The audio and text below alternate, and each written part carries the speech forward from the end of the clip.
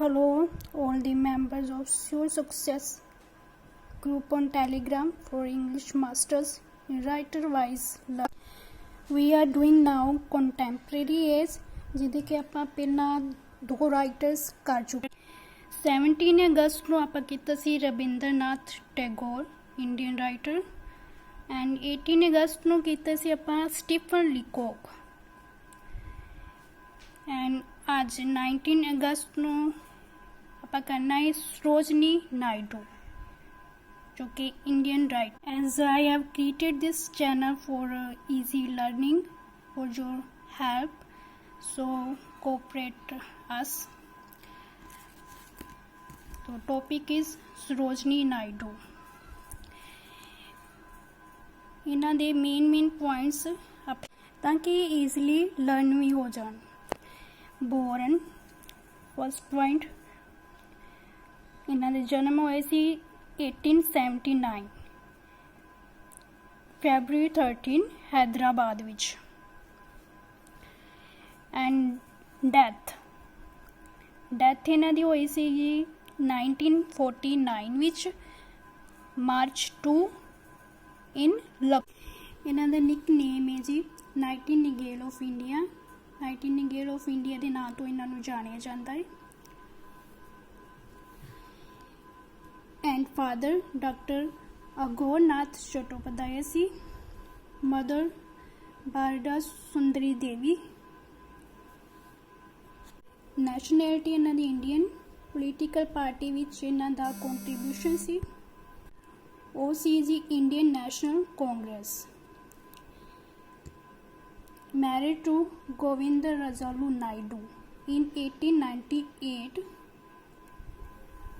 Next stage, she passed the matriculation examination of the Madras University at the early age of 12, and then she went to England in 1895 for higher studies. Then she returned to India 3 years afterwards and married Dr. Major Govind Rajalu Naidu. She was called Bharat Kokila by Rabindranath Tagore। Important point is, ਹੁਣ ਗੱਲ ਕਰਦੇ ਹਾਂ ਆਪਾਂ ਇਹਨਾਂ ਦੇ works ਦੀ। First work ਇਹਨਾਂ ਦਾ lady of the lake, ਜੋ ਕਿ ਛੋਟੀ ਉਮਰ ਤੋਂ ਇਹਨਾਂ ਨੇ ਸਟਾਰਟ ਕੀਤਾ ਸੀ। ਇਹ ਲੌਂਗ ਨਰੇਟਿਵ ਪੋਇਮ ਹੈ ਜੀ, 1300 lines the. in imitation for Waterscott's Lady of the Lake। Waterscott the poem Lady of the Lake the imitation ਹੈ ਜੀ, ਤੇ ਇਹਨੂੰ ਲਿਖਿਆ ਹੈ 1892 ਵਿੱਚ, ਜਦ ਕਿ ਇਹਨਾਂ ਦੀ ਪਹਿਲੀ ਬੁੱਕ ਪਬਲਿਸ਼ ਹੋਈ ਸੀ 1905 ਵਿੱਚ। ਨੇਮ ਸੀ ਦ ਗੋਲਡਨ ਥ੍ਰੈਸ਼ਹੋਲਡ। ਇੰਪੋਰਟੈਂਟ ਹੈ। ਇਹ ਡੈਡੀਕੇਟਡ ਹੈ ਜੀ ਐਡਮੰਡ ਗੂ। ਨੈਕਸਟ ਇਹਨਾਂ ਦਾ ਵਰਕ ਹੈ ਜੀ ਬ੍ਰੋਕਨ ਵਿੰਗਸ। ਇਹ ਪਬਲਿਸ਼ ਹੋਇਆ 1912 ਵਿੱਚ।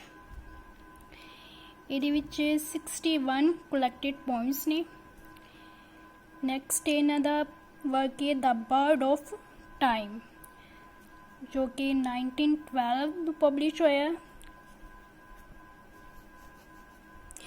ਇਹ ਡੈਡੀਕੇਟਡ ਹੈ ਇਹਨਾਂ ਦੇ ਪੇਰੈਂਟਸ ਨੂੰ। ਇਹਦੇ ਵਿੱਚ 46 ਕਲੈਕਟਡ ਪੋਇਮਸ ਨੇ। ਨੈਕਸਟ ਇਹਨਾਂ ਦਾ ਵਰਕ ਹੈ ਦ ਫੇਦਰਸ ਆਫ ਡਾਨ, ਜੋ ਕਿ 1961 ਵਿੱਚ ਪਬਲਿਸ਼ ਹੋਇਆ। ਇਹਦੇ ਵਿੱਚ 37 ਕਲੈਕਸ਼ਨ ਆਫ ਸੌਂਗਸ ਸੀ। Next the temple, other works ਨੇ। The anthem of love and village song, Indian weavers, ਇਹ ਵੀ ਇੰਪੋਰਟੈਂਟ ਹੈ। Bangle sellers, the scattered flute, the gift of India, innovation to India, Lord Buddha seated on a lotus। Then is song of Radha, fisherman of Coromandel। Next in the poem is awake। Awake poem important है। A poem recited at the Indian National Congress at Bombay in 1915। 1915 ਦੇ session ਵਿੱਚ ਇਹ recite ਕੀਤੀ ਸੀ ਇਹਨਾਂ ਨੇ ਅਵੇਕ poem. And ਇਹ ਅਵੇਕ poem dedicated ਕਿਹਨੂੰ ਹੈ? ਡੈਡੀਕੇਟਡ ਹੈ ਜੀ ਮੁਹੰਮਦ ਅਲੀ ਜਿਨਾਹ ਸਰ ਨੂੰ। Then in salutation to my fathers is spirit, ਇਹ ਇਹਨਾਂ ਦੇ ਫਾਦਰ ਨੂੰ ਡੈਡੀਕੇਟਡ ਸੀ। ਦੈਨ ਟੂ ਲੋਟਸ, ਇਹ ਇਹਨਾਂ ਦਾ ਸੋਨੇਟ ਹੈ, ਇਹ ਡੈਡੀਕੇਟ ਕੀਤਾ ਹੈ ਜੀ ਇਹਨਾਂ ਮਹਾਤਮਾ ਗਾਂਧੀ ਜੀ ਨੂੰ ਉਹਨਾਂ ਦੀ ਡੈਥ ਤੇ। Then to my children and life, ਇਹ ਡੈਡੀਕੇਟਡ ਹੈ ਜੀ ਇਹਨਾਂ ਦੇ ਚਿਲਡਰਨ ਨੂੰ। ਤੇ ਨਾਲ ਹੀ ਇਹਨਾਂ ਨੂੰ ਯੂਨਾਈਟਿਡ ਪ੍ਰੋਵਿੰਸਸ ਉੱਤਰ ਪ੍ਰਦੇਸ਼ ਦੀ ਪਹਿਲੀ ਮਹਿਲਾ ਰਾਜਪਾਲ ਹੋਣ ਦਾ ਇਹਨਾਂ ਨੂੰ ਮਾਣ ਵੀ ਮਿਲਿਆ। ਫਸਟ ਗਵਰਨਰ ਰਹੇ ਨੇ ਯੂਨਾਈਟਿਡ ਪ੍ਰੋਵਿੰਸਸ ਵਿੱਚ ਜਦੋਂ ਆਪਣਾ ਇੰਡੀਆ ਆਜ਼ਾਦ ਹੋਇਆ ਸੀ 15 ਅਗਸਤ 1947 ਤੋਂ 2 ਮਾਰਚ 1949 ਤੱਕ। ਤੇ president of the Indian National Congress ਵੀ ਰਹੇ 1925 ਤੋਂ 20। ਇੱਕ ਗੱਲ ਹੋਰ ਇੱਥੇ ਪੁਆਇੰਟ ਕਰਨੀ ਰਹਿ ਗਈ ਸੀ ਜੀ, ਇਹਨਾਂ ਦਾ ਬਰਥ ਹੋਇਆ ਸੀ ਜੀ 1879 ਵਿੱਚ 13 ਫੈਬਰਰੀ ਨੂੰ। ਤੇ and her birthday celebrated as women's day, ਕਿਉਂਕਿ ਇਹਨਾਂ ਦਾ ਦੇਸ਼ ਦੀ ਆਜ਼ਾਦੀ ਦੀ ਲੜਾਈ ਵਿੱਚ ਯੋਗਦਾਨ ਰਿਹਾ ਸੀ। ਤੇ ਇਹਨਾਂ ਦੀ ਪਹਿਲੀ ਮੁਲਾਕਾਤ ਮਹਾਤਮਾ ਗਾਂਧੀ ਜੀ ਨਾਲ 1914 ਵਿੱਚ ਹੋਈ ਸੀ। ਕਈ ਵਾਰੀ ਇਹ ਵੀ ਕੁਐਸਚਨ ਪੁੱਟ ਕੀਤਾ ਜਾ ਸਕਦਾ ਹੈ। ਸੋ ਥੈਂਕ ਯੂ ਜੀ।